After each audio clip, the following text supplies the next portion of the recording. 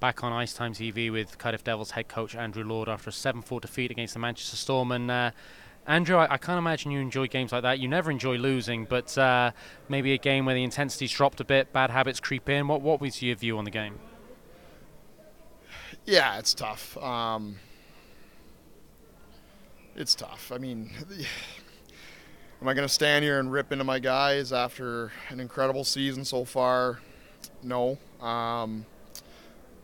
You know, it's unfortunate because back home you play for the one title, you win it, and you go drink, you play golf, you go out. And here it's not the case. And I've actually come to really enjoy that. I think it's just an extra challenge to get up again. I know we're kind of in a holding period here, a couple games that actually don't mean anything at all. But I think we really, as we've discussed, need to play with that pride. And more importantly, we need to,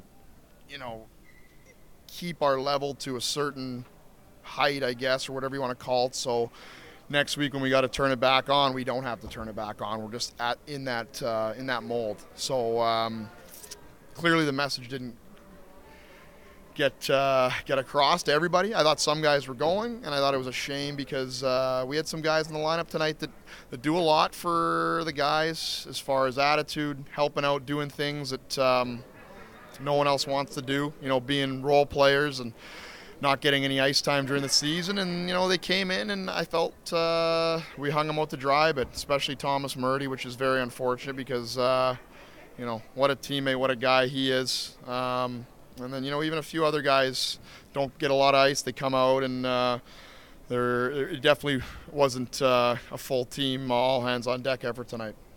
You referenced it there, and we were talking about it in commentary. Certainly the Devils are champions. They are the best team in the league. The league table shows that. But with playoffs being such a short series, is there a danger of creeping into bad habits? I mean, there always is. That's you look at any of the best athletes in the world; they they always do it right, no matter what. And when no one's watching, that's especially when they do things even extra right. And it's a pride thing. You have to dig deep.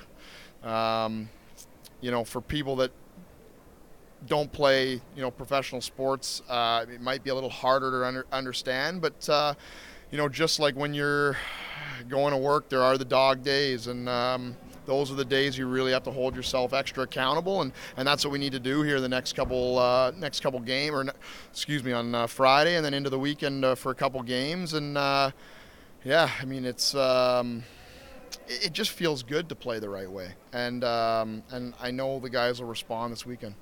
Without throwing you under the bus, any views on the goal that was reviewed that seemed to change the momentum of the game, where from our vantage point in commentary we don't have the benefit of the overhead camera? It seemed to come off the crossbar and out. That seemed to have a big impact on the momentum of the game. Yeah, definitely had a big impact because I thought we were playing much better in the second. I thought our first wasn't good. I thought the second was much better, much more our style of play. And I don't know. I mean, I saw it on replay, but only from the one angle. So I would hope it's right with all the cameras or the cameras that are at that we can use, and I'm sure they got it right. So no, I think it was fine. I didn't have a problem with that. I trust the goal line technology, but I'm sure if it is incorrect, we'll find out here soon. You mentioned guys playing a bit more ice time tonight, role players getting their reward. Drew Paris got man of the match. He scored a goal. He was very good. And young Thomas Rutkus, he had a couple of chances, but he also did some dirty work. He blocked a shot when he came off injured. He came back next shift, and he had a promising outing tonight. Yeah, I like that. We rolled everyone in.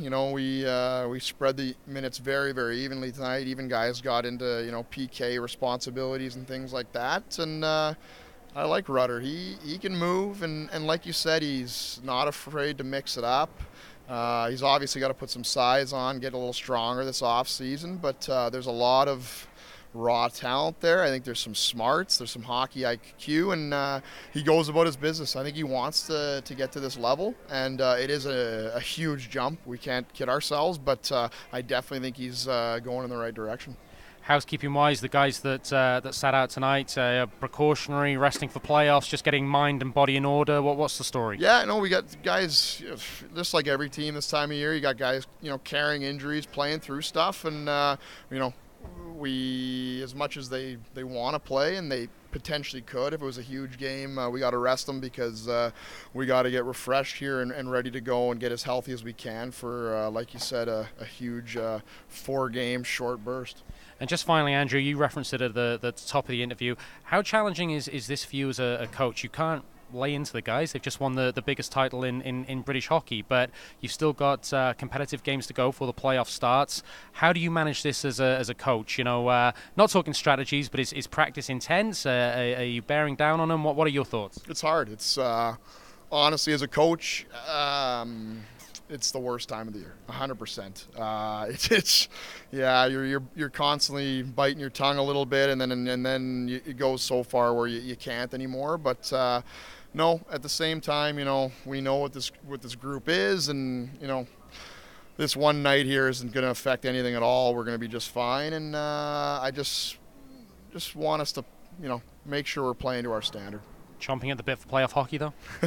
Absolutely, yeah. Let's extend it a bit here. Let's turn it into some 3 or 5 game or 7 game series. Let's play till June, absolutely. You'll have to put up with us on IceTime.TV. But Andrew, thanks as ever for putting up with us and joining us for our after-game interview. You got it, pal. Thanks.